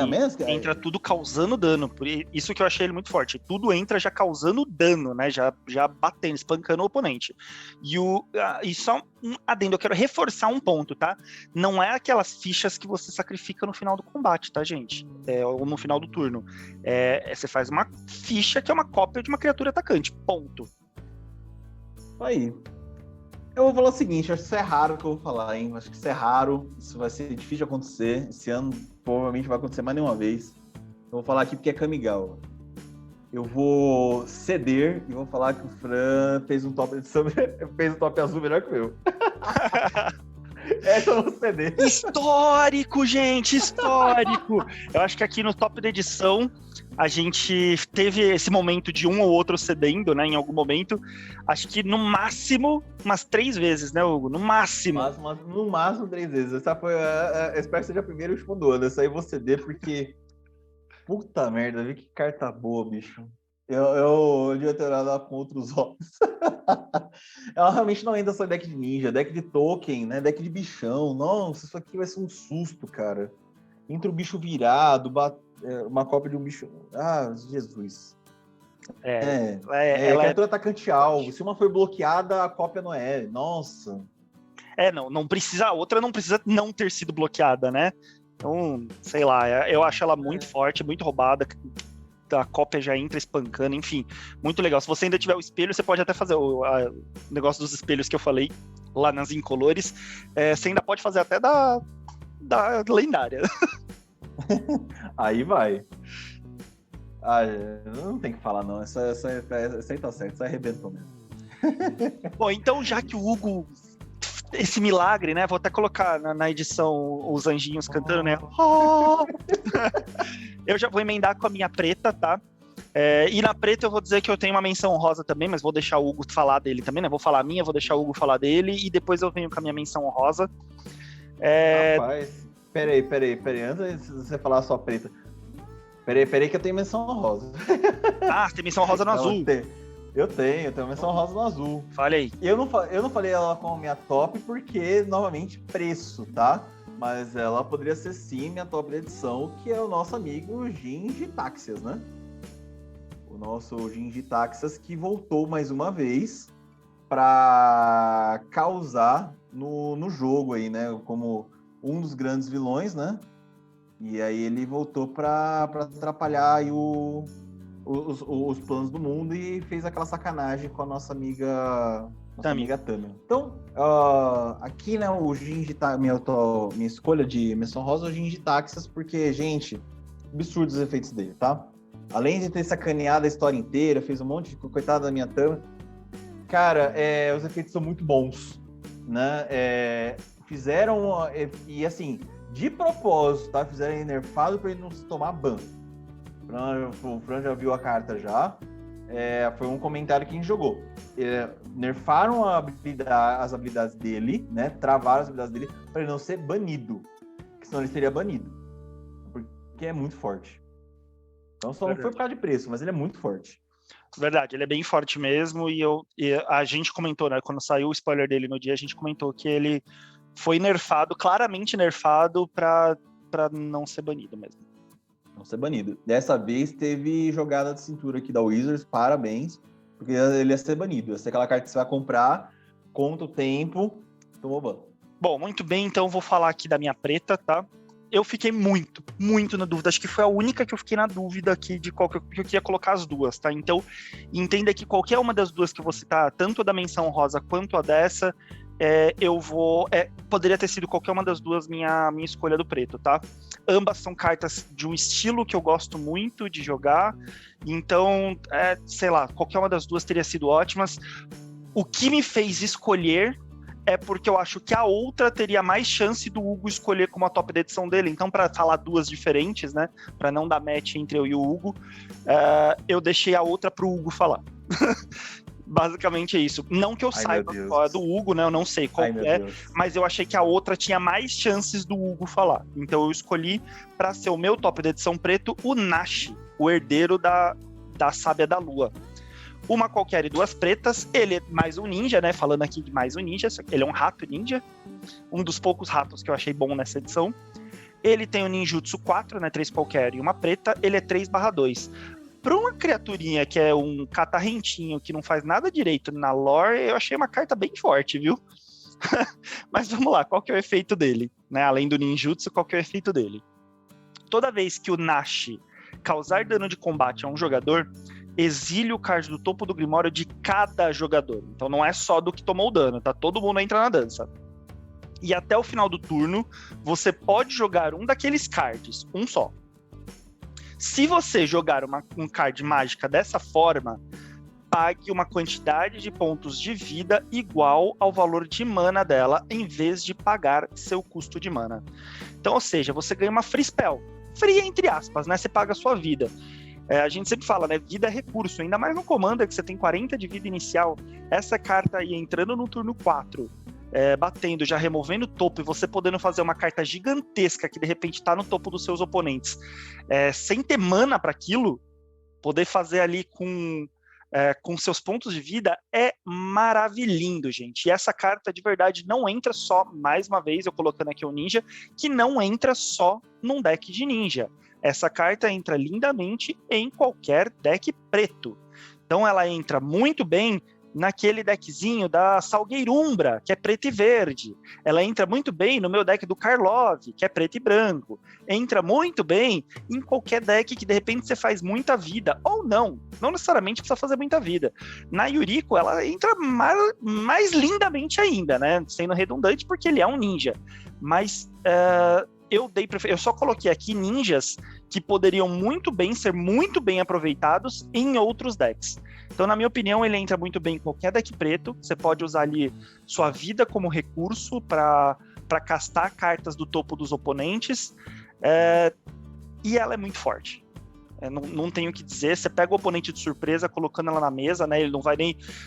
Diferente de outras criaturas que têm efeitos parecidos, né, que o oponente vai querer bloquear, né, para não deixar causar o dano, você vai pegar de surpresa. Você vai bater com uma outra coisinha, dar o ninjutsu, o oponente vai tomar ali, que ele não vai mais poder voltar atrás, né, e você vai remover do topo de todo mundo, escolhe o que você quer, paga a vida e casta.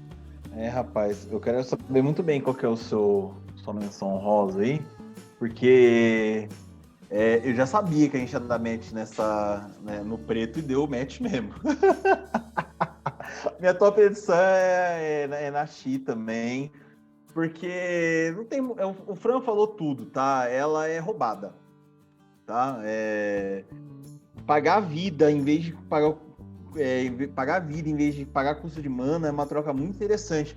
Mana Firexiana, né, Fran? Estradela de Nicobolas, né? Então, a gente sabe que você pagar vida em vez de pagar custo de mana é uma troca muito interessante e causa, né? E também, como o Fran falou, eu não vejo só em deck de ninja não, tá? Muito deck com acesso preto que gosta de roubar a carta do oponente ou tem muita vida. Roubar a carta do oponente, por exemplo, o deck do Gaunt, tá? Ou o deck que você ganha muita vida, como o Fran falou, Karlov, pode usar esse cara aí sem a Tina, né, por exemplo. O Louro.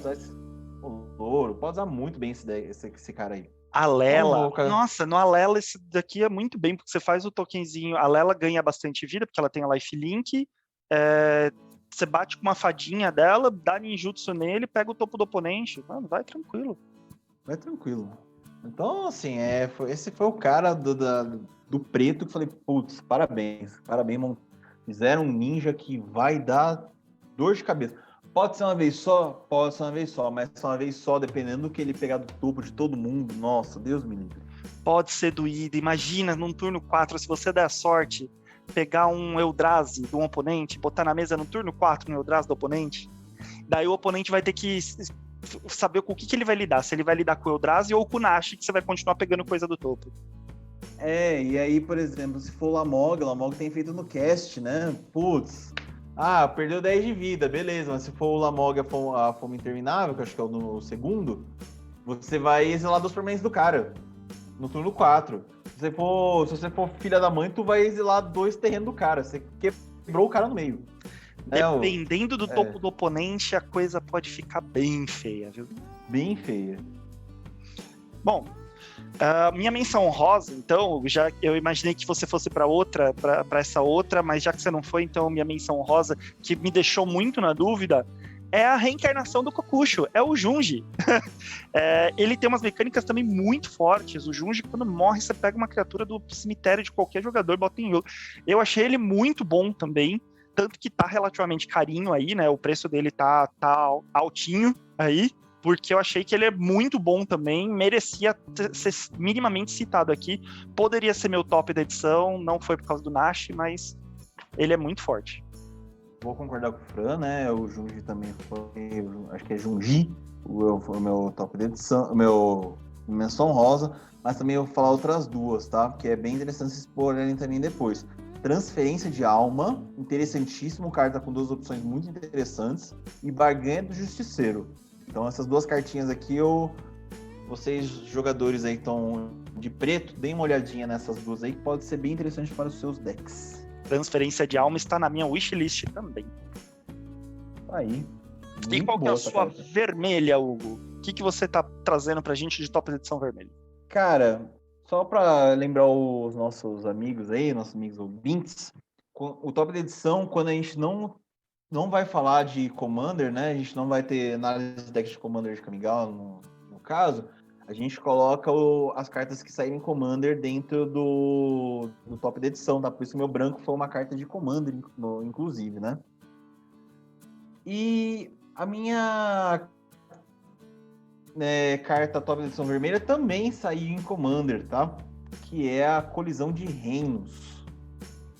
Colisão de Reinos, ele é um feitiço que é 6 qualquer e uma vermelha. É feito.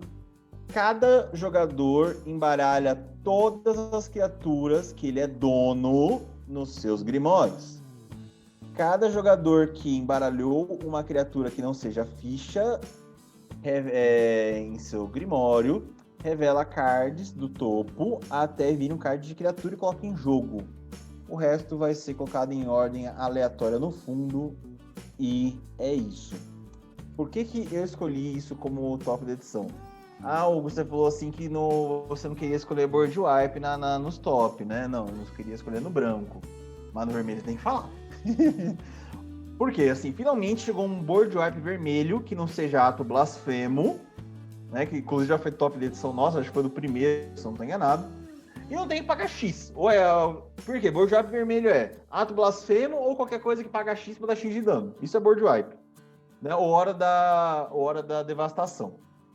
Ou piroclasma para tirar tokenzinho. Ou piroclasma para tirar tokenzinho. Quer dizer, dano, né? Sempre dano, sempre dano. Mas se o cara tem criatura indestrutível, ou hora da devastação tira, mas dependendo do dano não tira. Se o cara tiver criatura indestrutível ou proteção à cor, pô, você chora. Né? Os caras têm uma criatura de proteção contra vermelho, chora, porque o dano não pega, né? Então assim, vai resolver. Colisão de Reinos resolve essas criaturas problemáticas para o vermelho. E 7 manas pra mim é um preço justíssimo para limpar uma mesa problemática. E esse drawback aí de colocar uma criatura em jogo não pode ser não tão ruim, tá? Porque o cara vai embaralhar, o cara pode pegar um bicho 1/1 e colocar de volta. Né? O bicho 1/1, vanilla, problema dele, né? Ou pode vir um bichão, mas aí é a embaralhar que diga, é a sorte também, né? Mas eu não acho tão ruim não esse drawback, não. E detalhe, né? Se o oponente só embaralhou tokens, né? O cara deck de ficha, o cara não tem nenhuma criatura, mas tem um monte de ficha, ele não vai revelar carta do topo e não vai colocar criatura nenhuma. Você limpou a mesa dele e ele vai chorar, tá? Eu achei achei uma opção interessante, né? Para decks Voltron, porque tem esse problema, né? De você ter um monte de criatura do lado dos outros e uma só na sua. Eu achei uma opção interessante também se você tem decks de Polymorph, né? Você vai embaralhar e provavelmente vai cair um bichão aí na mesa, né? Que o cara do Voltron, o cara do Polymorph só tem bicho grande dentro do deck, né? Aí, por essas e outras eu escolhi Colisão dos Reinos. É mais uma que a gente deu match, Hugo. Então, você falou muita coisa dela, tipo, pra mim eu não mudo o discurso em nada do que você falou. Só vou acrescentar que eu acho alguns decks que eu acho que rodam muito bem, como o Hugo já falou. Eu acho que decks de certa forma, até de anjo, né? Que você faz tokens de anjo, não necessariamente tão fortes, né? Eu sei que token de anjo em geral é 4/4 voar, né? Mas ainda assim, você consegue tirar, de repente, algumas criaturas menores para botar uns anjos fortes na mesa, né? Que tá no seu deck. O deck da Kaalia, né? Kaalia the Vast. Você pode, sei lá, ter algumas coisas menores na mesa, tirar tudo e botar uns demônios, uns dragão e uns anjos gigantes na mesa. O seu deck vai ser montado para se precaver, né? Para a hora que você dá essa mágica. Então, eu acho muito bom. Vermelho tem poucas coisas assim que limpa a mesa de forma eficiente, assim, de criaturas, né? Sem ser com dano. Então, eu achei que essa carta, ela é diferente. Então, não é nem que ela é a mais forte, mas ela é uma das mais diferentes que a gente teve aí pro vermelho nos últimos tempos, né? Então, eu achei que era justo colocar ela como top da edição também. Sim. Assim, gente, é um board wipe que te dá te dá um alento, né? Tipo, eu tinha 10 criaturas aqui, eu vou ter que dar um board wipe desse, vai voltar, pelo menos volta uma, né? E dependendo da uma que voltar, porra, se o seu deck for polimorfo, caiu uma Vacin. Se o seu deck é de bichão, caiu um Vorinclex. E os caras que chorem, né? É muito mais fácil. O seu deck, como o Fran falou, vai ser preparado para isso. É muito mais fácil você dar bom do que os oponentes. E daí, só como menção honrosa, né? A única coisa com reconfigurar que eu coloquei aqui é as lâminas do lagarto. Novamente é o que eu falei, eu achei que nada com reconfigurar veio um equipamento, nossa, que equipamento incrível, mas vieram habilidades básicas muito legais, e obviamente, das habilidades básicas, uma das melhores, na minha opinião, é golpe duplo. É uma habilidade incrível, e essa lâmina do lagarto aí dá golpe duplo, né? Então, além de ser uma criatura que tem golpe duplo, se tiver na mesa, ela dá ainda o golpe duplo para criatura equipada. Então, se você usa, de repente, Jorra Fogo, acho que ela pode ser, num deck que tenha vermelho, acho que ela pode ser uma boa substituta aí para um Jorra Fogo, né? Então, por isso que eu coloquei como menção honrosa. Sim, acho que muito deck com Jorra Fogo só tem espaço para ele, vai aposentar o Jorra Fogo, tem acesso vermelho, né? Colocar esse equipamento novo. A minha menção honrosa, ela é a Fábula do Quebrador de Espelhos.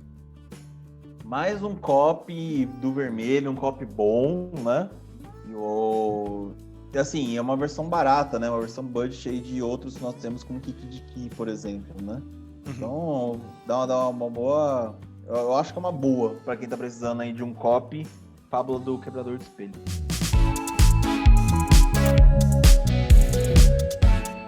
Isso aí. Então, se eu falei do verde... Se eu falei do vermelho, o Fran fala do verde, é isso? É isso aí. E o verde, eu achei que veio fraco em Kamigawa. Finalmente, né? Porque o verde, principalmente a mistura verde e azul, tem vindo muito forte, né, em todas as edições. Ano passado foi mais uma prova disso. A gente falou um pouquinho disso até no nosso cast agora de janeiro, né? Sobre a retrospectiva de 2021. O verde eu achei fraco, até porque tá justamente nessa, né? É a natureza versus a tecnologia, né? Essa disputa aí em Kamigawa tá sendo mais ou menos essa disputa. Então, para mim, foi um pouco difícil encontrar a carta verde top da edição, mas eu acho que eu encontrei uma bem legal aqui, que é o Kodama da Árvore Ocidental, né? Fechando aí mais uma carta aí, vindo pelo ciclo dos Kodamas.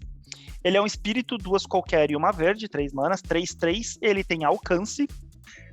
Ele tem uma habilidade aí que é: as criaturas modificadas que você controla têm atropelar, mas não é nem isso o grande tchan dele, né? O principal é o outro efeito que ele tem aqui. Toda vez que uma criatura modificada que você controla causar dano de combate a um jogador, procure em seu Grimório por um card de terreno básico, coloque-o em campo de batalha virado e depois embaralhe. Então ele é um excelente, ótimo buscador, né, de terreno, um ótimo ramp contínuo, né, o tempo todo. Qualquer criatura modificada que você controle, além dele dar atropelar, né, para as criaturas modificadas aí que você controla, e qualquer marcadorzinho já transforma a criatura modificada. Tem muito deck que vai fazer isso, ver muita mesa. Ele ainda vai limpando os terrenos do deck. Eu não preciso mais de terreno. Não tem problema que você não precisa mais de terreno. Limpa os terrenos do seu deck, coloca em jogo ainda por cima, não é nem para mão, vai para jogo. Para que o draw do seu turno você compre uma carta boa e não um terreno, né? A pior coisa que tem é você tá precisando de um draw eficiente para resolver alguma coisa na mesa e você compra um terreno.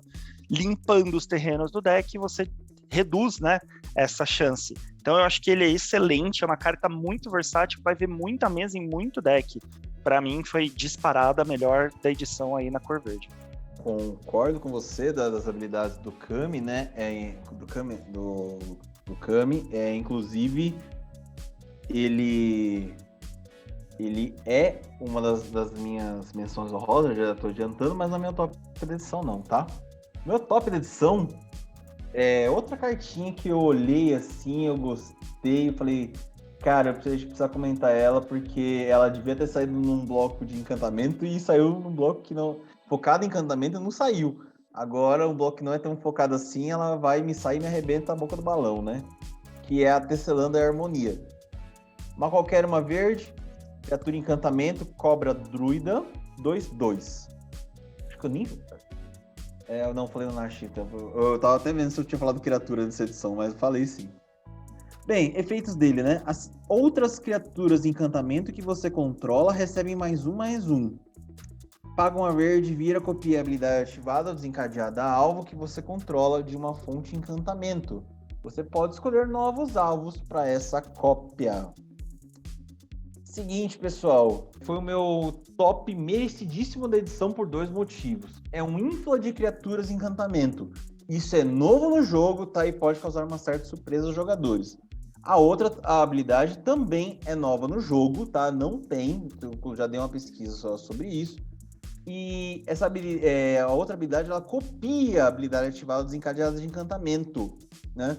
E assim, dá para fazer um podcast só falando sobre como isso é poderoso, ficar copiando a habilidade desencadeada ou ativada de alguma fonte, né? Só para dar um pensamento voltado para Kamigawa, os sacrários podem ter habilidades duplicadas com essa criatura.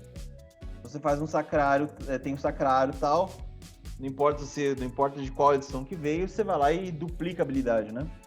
Pagando só uma verde virando, cara, é absurdo. Então, ele vai entrar fácil, ele tem corpo ok, né? Qualquer uma verde 2/2, entra em vários decks com acesso a verde, que tem encantamento, então decks Bunch, decks Selesnya, que é encantamento, você vai entrar bem fácil, né? Então, por esses motivos aí, eu vou escolher como o top do verde. Bom suporte para encantamento. Não, ele é um ótimo suporte para encantamento. Eu achei ele só muito específico. Específico demais para uma determinada tipo de mecânica. O Kodama, ele é um pouco mais aberto, né? Você acaba tendo mais versatilidade em mais tipos de deck. Quem acompanha aqui a gente está acostumado, né? Que eu sempre prezo para cartas, para colocar no meu top, cartas que são um pouco mais versáteis, né? Quando eu coloco... Errado, né? Eu falei errado, né? Eu falei Kodama, me corrigindo.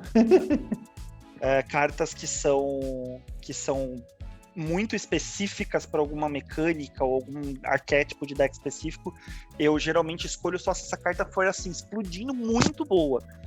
Se não, eu prefiro sempre pegar cartas um pouco mais versáteis como top. Mas boa, o seu entra em mais decks, né? É um pouco específico, nicho, mas entra em mais decks, né? Exatamente. Bom, e agora chegamos na derradeira, né? A multicolorida.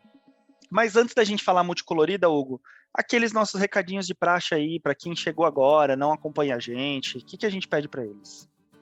A gente pede, né, encarecidamente, que vocês, se gostarem, né, do que que a gente está falando, né? Eu vou comprar essa besteira que eles estão falando aí, então vou ajudá-los.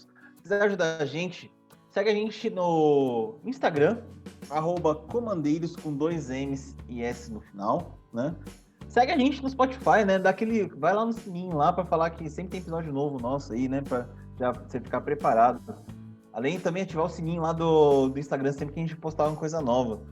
E também segue a gente no YouTube. Também nós temos o nosso canal também no YouTube, né? Que é o Comandeiros, 2 M's e S no final. Todos os episódios que nós postamos no Spotify vai para lá, no máximo um dia de diferença já vai estar lá disponível para você em versão vídeo aí, né?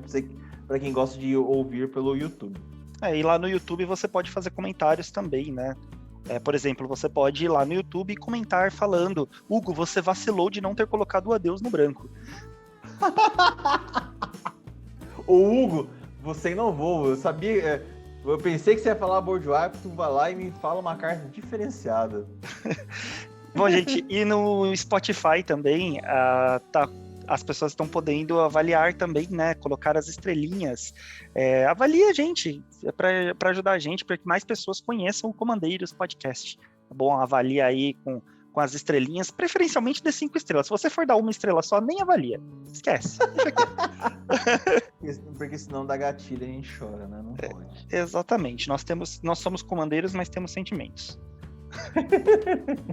Hugo, qual que é a sua top da edição multicolorida agora? Recados dados, vamos pra multicolorida.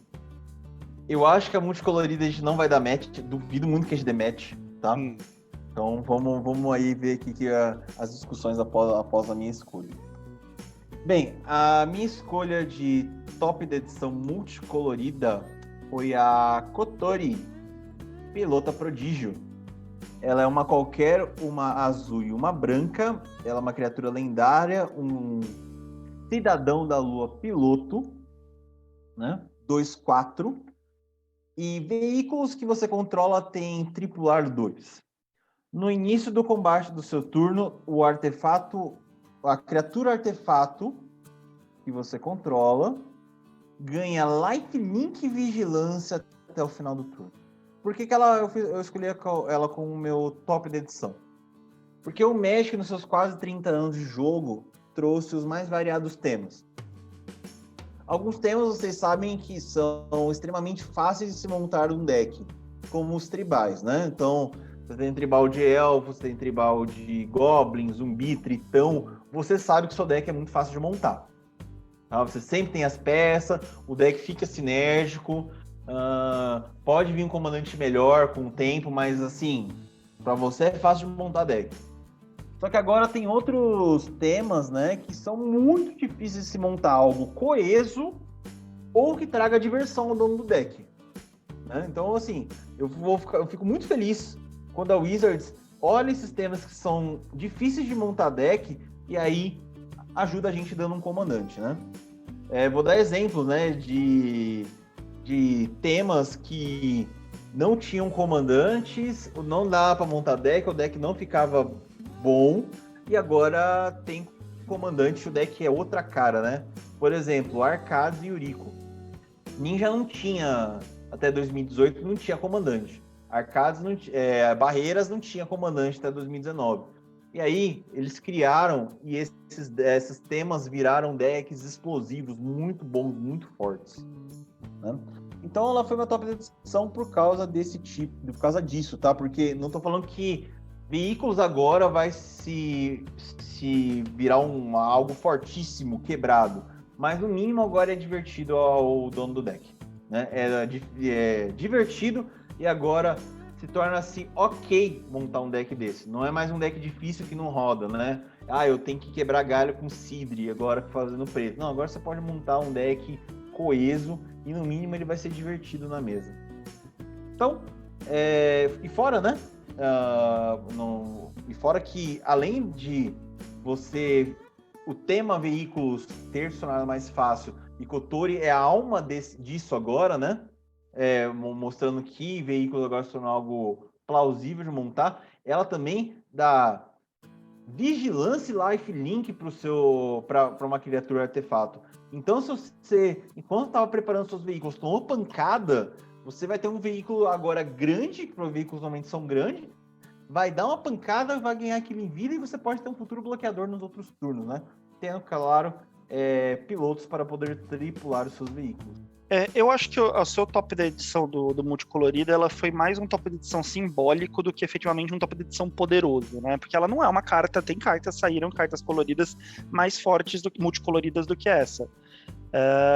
Mas eu acho que pela importância dessa carta como sendo, né, uma carta ter sido lançada para trazer um frescor, uma nova mecânica para jogo dentro do Magic, eu entendo você ter colocado ela como top da edição. Eu acho que você citou muito bem aí, Yuriko, por exemplo. Ninjas precisavam de um comandante forte que representasse eles. E quando a Yuriko veio, ela foi essa carta e foi um marco pro Commander, né, principalmente. Sim. Então, eu acho que assim, ela não é, na minha opinião, nem de longe a carta multicolorida mais forte, né, a top da edição, mas ela acaba se tornando top pela importância dela, né. Eu vou até ressaltar de novo. Eu não acho que veículos vai ser um deck fortíssimo. Tem que ver jogo, tem que ver gameplay, tem que ver como vai ser daqui em diante. Mas o deck, pelo menos agora, veículos está coisa e divertido. Tá? O cara vai ter diversão de jogar, não vai passar raiva. Vai falar, nossa, não consegui montar nada com isso aqui, não consigo nem fazer um deck decente, né? Não, eu concordo contigo por essa questão aí da importância, né? É igual a gente falou do Grist, né? Como sendo um comandante muito importante para insetos, que era uma tribo que não tinha um comandante forte. A gente falou do Finn, que é um comandante bem importante também para trazer um comandante para um deck de Infect verde, né? Eu acho que concordo contigo. Mas, como eu falei, não acho ela uma carta forte. E eu acho que a que eu escolhi é bem mais forte do que ela. E até a menção honrosa que eu vou falar é mais forte. Vamos lá, então. Eu fiquei na dúvida entre duas, né? Novamente eu na dúvida, então eu trouxe uma como sendo meu comandante, como sendo a minha top, e a outra eu vou falar na menção honrosa. O critério de desempate aqui entre as duas foi porque eu acho que vai ver mais jogo como comandante. Como a gente tá falando de Commander, então eu preferi colocar o comandante do que uma carta que vai entrar nas 99. Vou ser mais claro, né? Entre as duas, eu não sei qual das duas escolher. Pô, eu tô falando de Commander, então eu vou escolher uma carta que pode ser um comandante, para ser o top da edição. Então eu tô falando do Isshin, 2 céus em 1. Ele é um samurai. Temos um samurai. Olha, eu coloquei um ninja, um rato, um samurai. Eu coloquei, Hugo. Uma cobra só. Uma coisa com habilidade de adaptar reconfigurar. Então, assim, eu coloquei, meus tops aqui estão sendo bem variados. Então, o Isshin 2 céus em 1 é um samurai 3/4, ele é 3 manas, uma vermelha, uma branca e uma preta, e a habilidade dele é, se uma criatura atacante fizer com que uma habilidade desencadeada de uma permanente que você controla seja desencadeada, aquela habilidade será desencadeada uma vez adicional.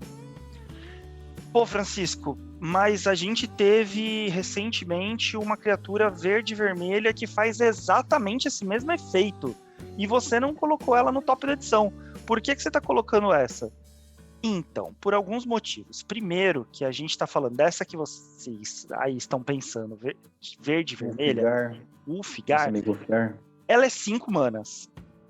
O Isshin já começa sendo 3 manas. Ele entra rapidíssimo na mesa para já começar a causar. Tem um corpo bom, 3/4, mas eu acho que a principal coisa, mais do que eles ser 3 manas e entrar rápido na mesa, a principal vantagem dele são as cores dele. Eu acho que aqui a gente colocou corretamente as cores certas para essa habilidade. Não que verde e vermelho não sejam boas, não, vermelho é excelente. O verde é que eu acho que já não é tanto. O verde é força bruta batendo. Não tem tanta coisa interessante que desencadeie habilidades interessantes no verde. A gente tem muito mais isso no vermelho, né? Tanto que exemplos, quando a gente fez a análise desse deck lá quando a gente fez no cast de análise, a gente falou que as habilidades que eram interessantes eram sempre vermelhas. A gente falou do Ilarg, a gente falou de Etali, a gente foi falando de várias coisas sempre no vermelho, porque o verde tem poucas coisas que desencadeiam no combate. Já o preto e o branco, que complementam aqui o Isshin, tem muita coisa legal no combate. E lembrando que os efeitos aqui que desencadeiam não necessariamente é do seu combate, tá? Se você tiver algum encantamento que diz que quando você for atacado desencadeia alguma habilidade, ele vai desencadear aqui no combate, se o oponente estiver te atacando. É assim, se alguma criatura atacante desencadear alguma habilidade de uma permanente sua, vai desencadear ali uma vez adicional. Então, somado aí, as cores dele, com a habilidade, com o fato dele entrar rápido na mesa, eu acho que a gente tem aqui um novo comandante que vai ser muito usado, vai ser um novo comandante aí que vai entrar nos tops do EDH Hack como um dos comandantes mais utilizados, tá? Concordo com você, ele é minha menção honrosa, inclusive ele é bom dentro de 99, tipo a Kállia, né? Sim, nossa, ele é bom. A Kállia Trigando 2. Puta merda, a Kállia Trigando 2 vezes. Ele assim, ele é muito forte. Ele tá, inclusive, né, gente, ele tá barato, hein? O menor da liga dele é 8,50. Dá pra montar um deck muito coeso com ele, porque realmente o Ulfgar, ele foi a minha escolha de comandante na análise de Commander na análise do deck de Commander de Adventures in the Forgotten Realms. Só que a gente, como o Fran lembrou muito bem, a gente falou muito criatura vermelha, né? E o Isshin agora tem preto e branco. Aí, bicho, fechou o rolê com as cores certas, né? O Ulfgar, se tivesse o Ulfgar com outras cores, né? E o Isshin, eu falaria que seria uma cópia descarada, não precisava, né? Mas acho que agora eles fizeram uma cópia que acertou as cores, né? Agora acertou as coresinhas. Não tem muito mais o que dizer, né? Veio o efeito certo nas cores certas agora. Sim. E com um custo de mana menor, que vai entrar mais rápido na mesa. Acho que esse é o principal ponto, na minha opinião. Sim. Eu vou até dizer que também tem outra menção honrosa, né? Que aproveitando, que é o Goshintai, né? Da Origem da Vida. O Fran falou no começo do programa, né? Que agora nós temos um comandante de Sacrários e não podia escapar dele, né? Tava todo mundo esperando. A gente falou, quando voltar a Kamigawa, vai ter comandante. Aí a gente ficou contando, falei, não é possível, já saiu todas as cores, cadê ele? Aí ele vai e cai nos spoilers e a gente grita que é tetra, né, Fran? Para de falar dele. Vamos deixar ele cair no esquecimento pra cair o preço, que ele tá muito caro. Eita! Acabei de ver. Você é louco, rapaz! Deixa ele cair no esquecimento. Gente, ignorem. Esse cara não existe. O Goshintai não existe. Esqueçam ele. Vamos deixar ele cair no esquecimento pra ele ficar bem baratinho pra eu poder comprar. Maluco do céu! Então... quando for falar essa segunda menção rosa, você coloca um pi. Eu tenho uma menção honrosa também, que é o que eu falei que eu fiquei na dúvida, tá? Não é o Goshintai. Minha menção honrosa é um Planinauta, que eu acho que também vai virar aí. Ele vai jogar muito bem nos formatos competitivos e ele joga muito bem em qualquer deck na combinação azul e preta, que é o Kaito Shizuki. Né? Eu acho que ele entrou aí mais uma vez para ser. É mais uma carta que jogaria muito bem no deck da Yuriko, mas você pode colocar ele em qualquer deck que tem azul e preto, que ele vai fazer um estrago, tá? No deck da Yuriko, ele é 200%, mas em qualquer outro deck azul e preto, ele vai ser muito bom também. Não se fixem. Por que eu tô repetindo essas coisas? Porque a galera acha que ninja só vai jogar no deck da Yuriko, né? Só vai jogar em deck de ninja. Cara, tem muito ninja bom que pode ser usado em outros decks, não necessariamente na Yuriko. A habilidade ninjutsu vai jogar muito bem em qualquer deck que tá aquela cor, né? E o Kaito ali, não é só porque ele faz os ninjazinhos que só vai jogar no deck de ninja, não, tá? Essa habilidade dele é muito boa para vários outros decks azuis e pretos, tá? Principalmente o ultimate dele. E a gente tem aí experiências de que Planinautas de 3 manas geralmente ficam caros, são roubados, e eu acho que o Kaito vai entrar para essa lista aí de Planinautas de 3 manas roubados. Sim, agora com Kamigawa, tendo mais ninjas de outras cores, é pra gente lembrar. Ninja não é só Yuriko. Ninja, a habilidade de ninjutsu, na verdade, é uma habilidade interessante porque ela surpreende demais o oponente. Ela, você tá devolvendo pra dar um negócio. Deck tribal de zumbi, cara, nós temos um zumbi ninja, né, que é o Shinobu, acho que é Shinobu Kaido ou coisa assim. Você tá lá batendo com um zumbi e do nada cai um ninja zumbi, meu. Ou agora, você tem branco, você cai um ninja branco. Verde, por aí, verde, ninja verde. O deck do cara não tá nem aí com ninja, né? O deck do cara não tá nem aí com ninja. Vai, cai um bichão, e cai um efeito de... Bichão não, e cai um efeito de ninjutsu que desencadeia alguma coisa grande, né? Então, assim, o pessoal ver, né? E ninjutsu não é somente pra deck de ninja, não. É o que a gente falou naquele nosso podcast sobre montagem de decks, né? Que é para você reservar algum espaço no seu deck para apostas, que é aquela coisa para você surpreender o seu oponente, coisas que ele não estava esperando. E você colocar um ninjutsu num deck que não necessariamente é de ninja é uma boa aposta, né? Você pega de surpresa o oponente. Mas falando aqui sobre o Kaito, né, só para finalizar a minha opinião sobre ele, eu sei que ele não é a minha escolha, mas ele é uma boa menção rosa. A habilidade estática dele, que é muito legal, que ele te tira de fase, né? Então ele se salva e te salva aí numa rodada, né? Por uma rodada, tirando você de fase no momento. Sim. Excelente menção honrosa, né? Eu acho que até para finalizar, eu vou falar mais uma, né? Que talvez, assim, o pessoal fala que é roubadíssimo e tal, mas tem que ficar muito de olho, né? Porque é um deck que eu acho muito dependente de comandante, que é o Satoru Mezawa, né? O deck do Satoru Mezawa... O deck não, né? O Satoru Mezawa que pode virar o nosso novo comandante, que pode ou só dar umas alegrias só, né? Ou pode realmente causar, né? Eu acho que o tempo vai dizer. esse cara aí, o que ele pode ser capaz, né? O Satoru aí, que também é brinde, né, pra quem comprar a caixa de booster. Tem um amigo nosso do nosso grupo aqui de Magic que ele achou o Satoru Mezawa a 8ª maravilha, né? Ele achou, nossa, a carta maravilhosa. Eu e o Hugo, a gente já teve uma opinião diferente, a gente acha que, tipo assim, ele é uma carta boa, mas nada assim. É boa, vai, se cair na mesa, vai jogar muito bem, mas, assim, não é, nossa, que carta incrível, roubadíssima, né? Eu acho que tem que ficar muito, assim, vamos ver o que os caras vão aprontar coisa. Assim, não é a gente desdenhando, né, Fran? Porque pode se acontecer que o cara bateu um bicho 1/1 lá imbloqueável, paga 4, cai um colosso de aço nefasto. Acabou, né? A gente falou a gracinha, fez alguém se machucar, alguém saiu chorando do jogo no turno, sei lá, 5, né? Que tomou o infect do nada, né? Ninguém tá esperando esse tipo de coisa. Mas também pode ser, tipo, o cara vai tentar fazer alguma coisa, os caras vai lá e mata Satoru, o deck fica inutilizado, né? Sim, que eu acho que é o que acaba acontecendo mais vezes. E colocar coisa da mão por um custo alternativo não é nada de outro mundo, não é algo, nossa, inovador no Magic, né? A gente tem muita coisa em várias cores diferentes que fazem essa mesma coisa, né?